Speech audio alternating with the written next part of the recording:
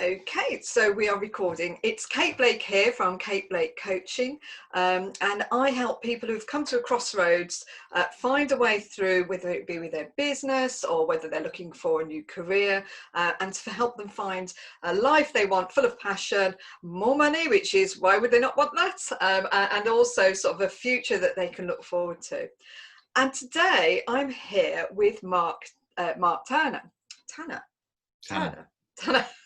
Yeah. Smart Hannah, and basically we have got to know each other over the last few months, and we've been sort of following each other quite a bit, and I've been doing actually a course with Mark on copy, getting my copy right. So Mark is actually the founder of Great Copy Works, and he helps people to create compelling copy, and we will talk more about that. In fact, if you can let us know all about that now, that would be absolutely perfect, Mark. Okay. Yeah. Thank you very much, Kate. Yeah, of course. So, so what do? I own a company called Great Copy Works, and it started with copywriting, helping people create content for their websites, landing pages and sales pages, LinkedIn bios, and I've now expanded a little bit now. So I have a junior copywriter who works with me, and basically we help people to create content that really converts on their websites and on LinkedIn, etc. What we found was a lot of copy that people have doesn't necessarily get the kind of conversion results that people want. Mm-hmm. So I've created a system called a model called Great, which I'm now helping to train people in, because I'm very passionate about helping people to be able to create their own content in a good way, in a good structured way that help them. Some people don't have the time.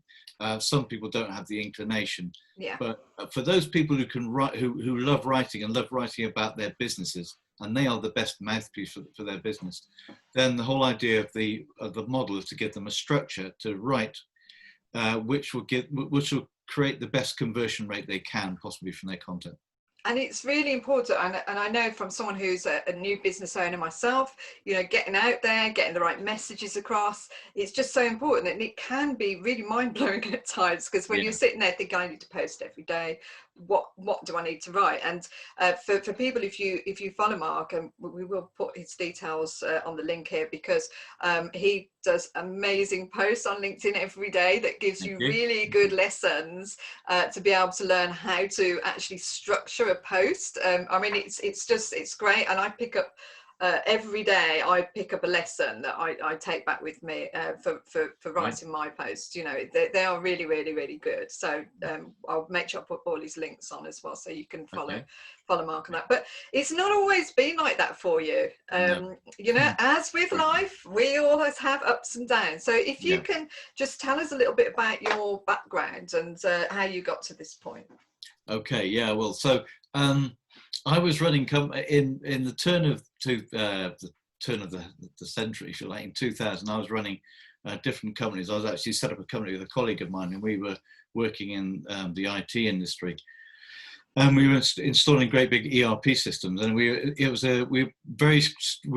working in Weston-super-Mare near Bristol, and yet we had a customer in Berlin and in Limerick and in Aberdeen. So we were traveling stupid and living on credit, really, because our business was quite young.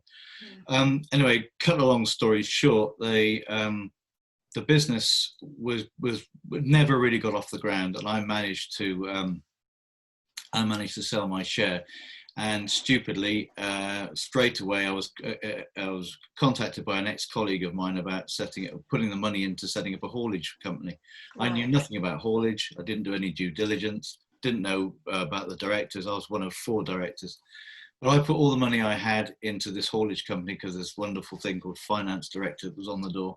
And 3 months later, I was embezzled, or we were embezzled. And I had no choice but to go bankrupt.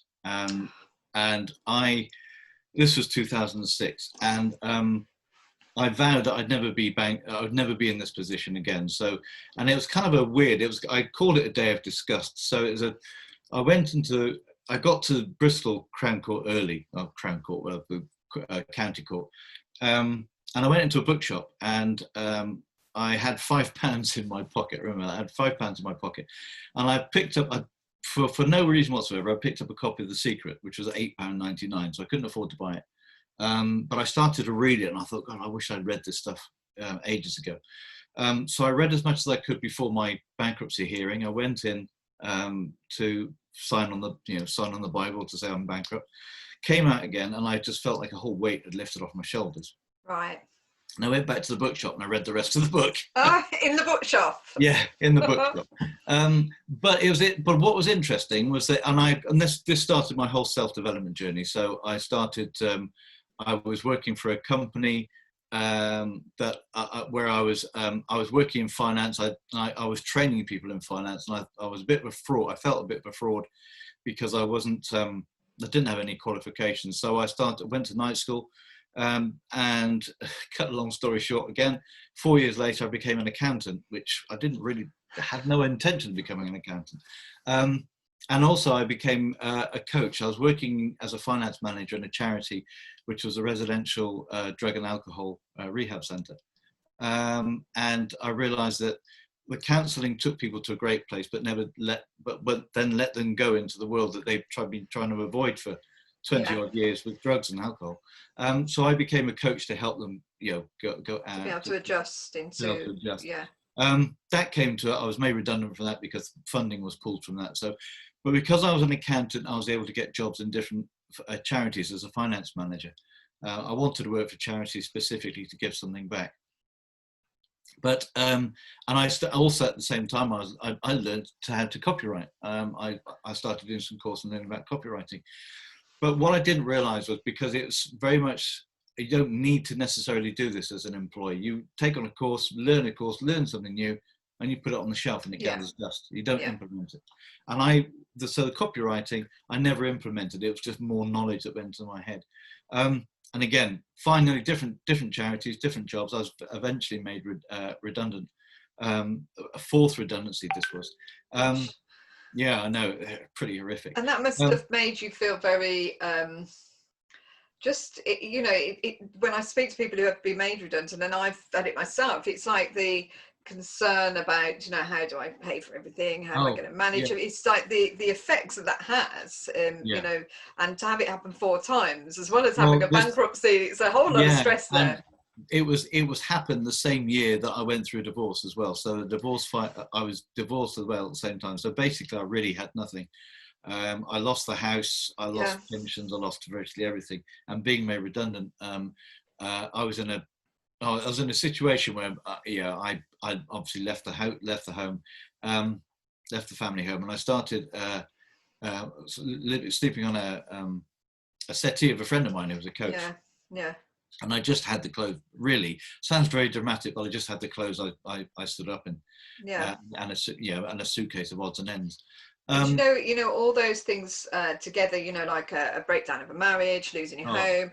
It's like everything happens at the same time. I know people who are going through this right now, and it's very difficult to see a way forward from it, even though some of the pressure's taken off. Okay, I haven't got the responsibility of all this now, but where you're going to live, how you're going to manage, what's your future hold. Interestingly and very, very sadly, I had a couple of friends who went through something very, very similar, and they took their lives. And this is a huge problem, isn't it? And one that's quite often not talked about enough, really, that this does happen. And it never dawned, but it was interesting because it never dawned on me, that whole thing with they committed suicide, and it never dawned on me to take that step. So obviously, although I know mental illness is a huge problem, for me, I seem to always have been resilient. But I just looked around when I was made redundant again, and I started a business. I thought I'll start a business doing some bookkeeping and accountancy. But my heart wasn't in it, because I never, ever really wanted to be an accountant. I did it because I was training it at the time. I was training AAT modules and stuff at the time. So to actually go into accountancy, I had no idea what I was doing. So I managed to get a few clients, but after I think it was about a year, I had nothing. I had no income really coming in. So I just dropped it, and I started carry on with coaching. But again, I had the same problems, because what I was doing was that I was learning lots of stuff about business, and I knew loads of stuff about business and how to implement things, but I didn't market myself. I had no idea about marketing. Well, no, that's not. I had this whole idea about marketing, but I didn't do anything. I didn't put it into action. Yeah, It's yeah. like a lot of people who I was blogging just today about a lot of people who do some fantastic training, and then it's all put away on the shelf. Exactly. And Yeah, they never and practice it, it's never like, you know, implement you read a book and you think, gosh, that's so inspirational. it. That's something I could do. I could do this. This is great.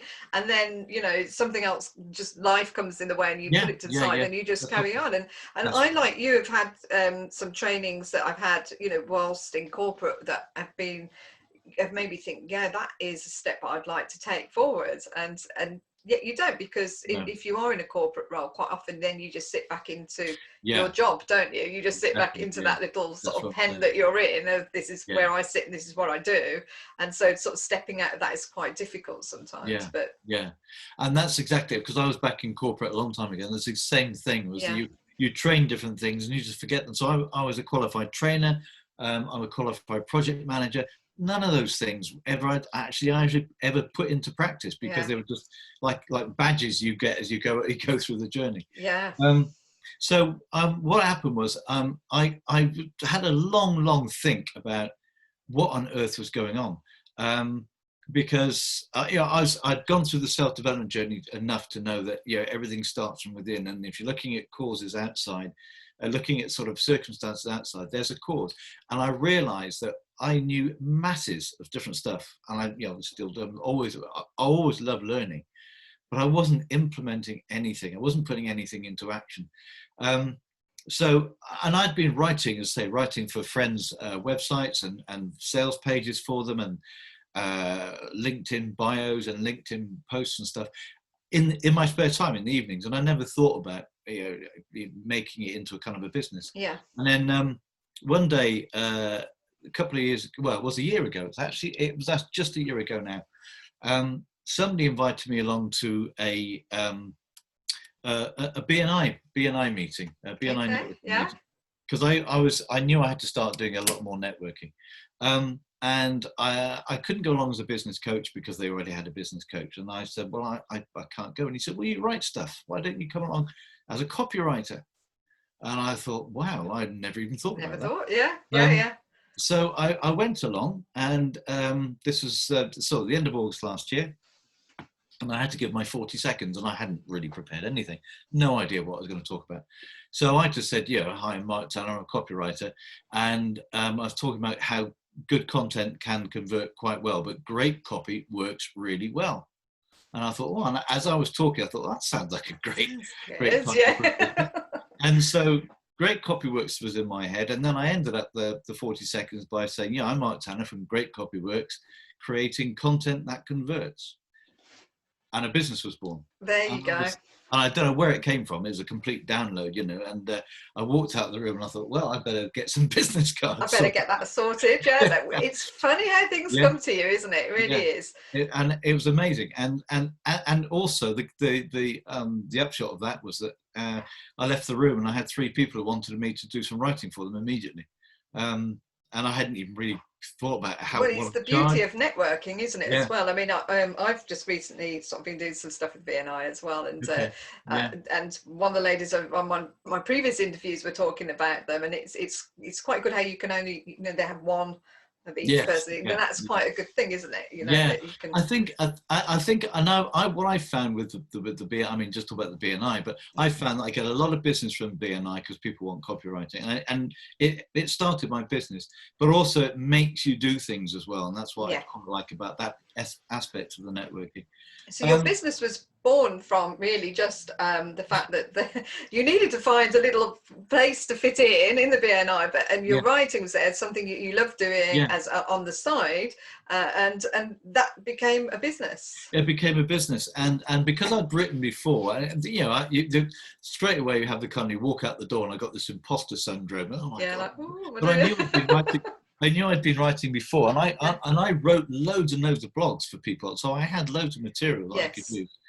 And it's something I enjoyed doing. So I'm in the stage now where, I mean, we've gone through COVID, we've got all this horrendous pandemic, which has caused a lot of people a lot of problems. But for me, I've always been working from home. Yeah.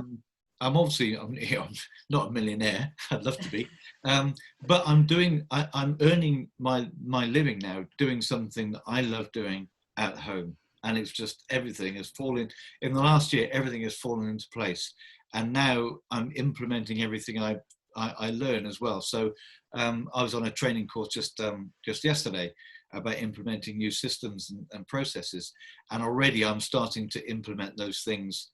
Into your Whereas business. Yeah. Whereas, give it, say, even probably 6 months ago, I would have probably contemplated that for about 2 months before I did anything. So it's You're all about taking the action that's taking needed it. to, yeah. And I think, the sort of both of us, it's at any time in your life, these things can happen. That testers, like, we could be made redundant, Yeah. we can suddenly Oh, find yeah. ourselves bankrupt. Yeah. It can any time in our lives. So, Yeah. this isn't just something that happens to very young people. It can happen to people sort of in their middle ages, and at times that you just don't expect these things to happen. However, what these sessions that I'm doing is showing that, people are finding opportunities in this to be able to Yeah. grow themselves and to be able to, and it doesn't matter at what time in your life you do that, No, that's right. I mean, because as I say, I've because of my age and because the whole divorce and bankruptcy, everything, I really haven't got a great deal to show for my life on this planet, to be monetary You've wise. got loads and loads of writing though. But that's the whole point. I realize that I'm doing something now that I love doing, and Yeah. it's probably never going to stop. I might slow down, but I just love writing. So I've got all sorts of ideas of books and different training courses, and because my passion is, obviously I want to create a business and earn an income, which I'm doing because I'm building people into this. So I'll always be doing copywriting for people, Yeah.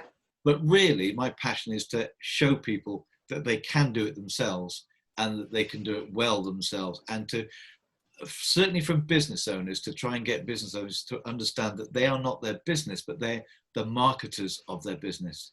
Of And course. and that's the problem I had. I was never a marketer. And because I was never a marketer, guess what, Ellen? No one knew who I was, and Exactly. Well, I've had so many, I get a lot of clients come to me who want to set up a business or working on a business. And, there is this idea, I don't know where it comes from, that an online business, you're just going to put something on there now and then, and that's it, you're done, you're up there with everyone. But yeah, it's not like that. People quite often don't talk about the journey, for one, to get that's to where right. they've Yeah, got to their yeah, success. yeah, But also, what we've found is that any form of people getting to know you comes in consistency, yeah. and Oh, yeah, putting definitely. out the value, and to be able to sort of show people how to get that know, like, and trust that we've talked Yeah, about before, and so it's almost like having to give back a lot, and you have to be yeah. consistent with it.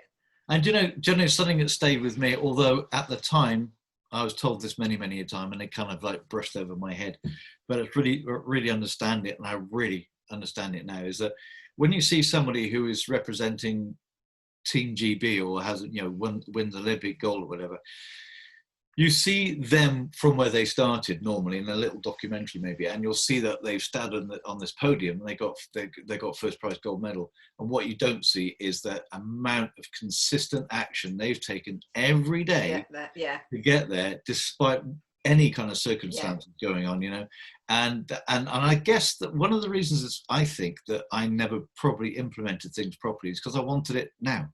I wanted Yeah, no, to I solve think this you're problem, right. and I wanted to be an expert. And you realize that nothing, learning is a process as opposed to an event. So to learn something, you've got to learn, put it into practice, reflect, and learn more. And it's all that journey. And it's kind of, when you forget that, it kind of makes you lazy. You think, oh, I don't need to do all this stuff because I can just be here.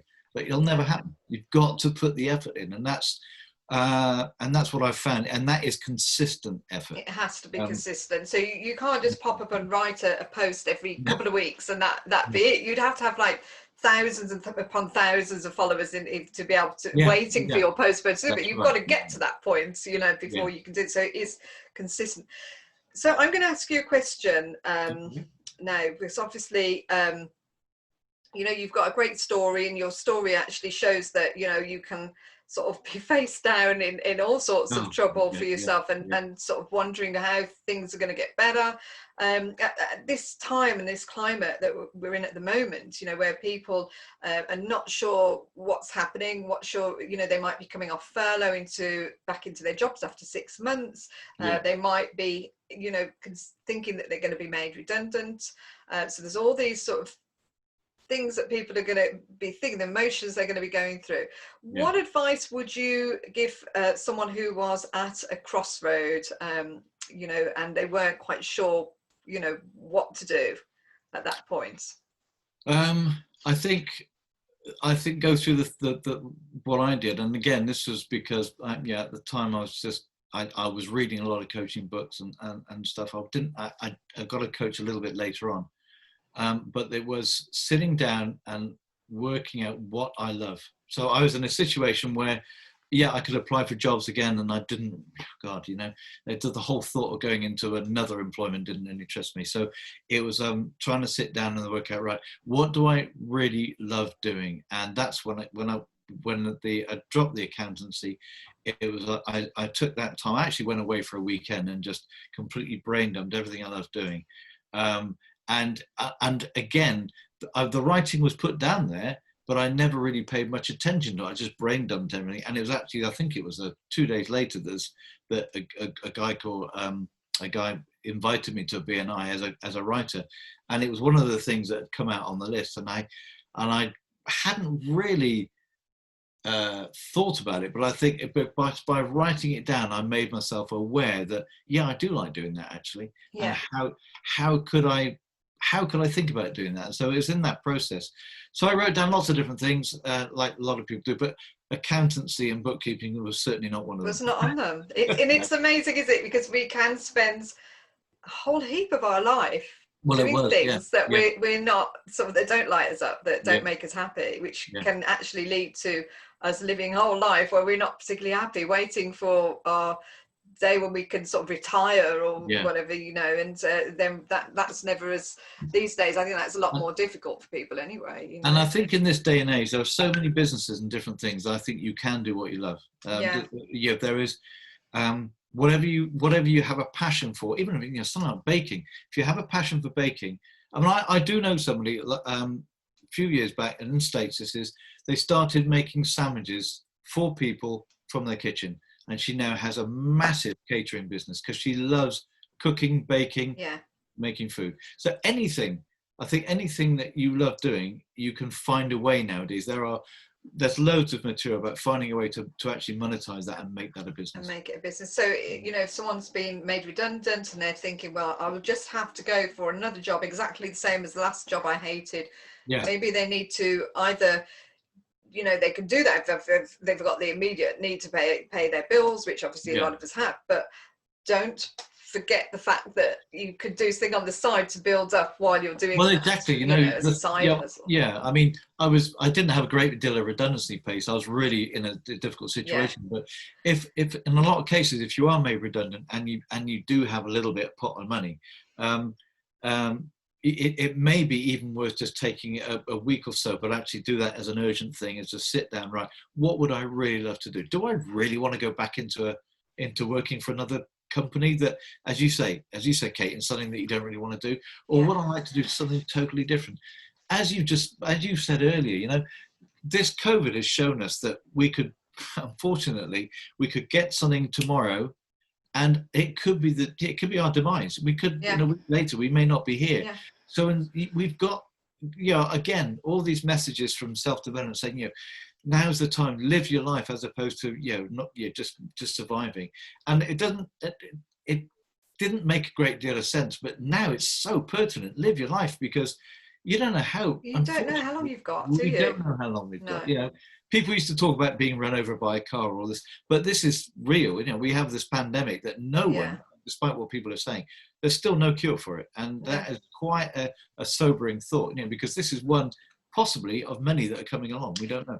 Well, definitely. And, you know, someone like, I lost my brother last year in his early 50s, and that was a sudden heart attack, you know. And when I think about his life, you know, he was generally doing a lot of stuff he didn't really want to be doing in his life, you know, and it was, Yeah. he was waiting for his retirement, and sort of, Yeah. it was a long time off, really, you know, and But you can wait for that to come, and you just don't know what's going to happen. So really do have to, and not talking it in an irresponsible way, but, you know, finding ways of doing things yeah. slightly different. We are Yeah. all quite indoctrinated into the way of doing things. You know, you have your Yeah. job, Yeah. That's right. and Yeah. the job isn't for life. I mean, when I was growing up, people had jobs for life as Yeah, well back then, that's and right. we don't There's talk no such about that thing. anymore. It's No, gone, there's isn't it? no such thing.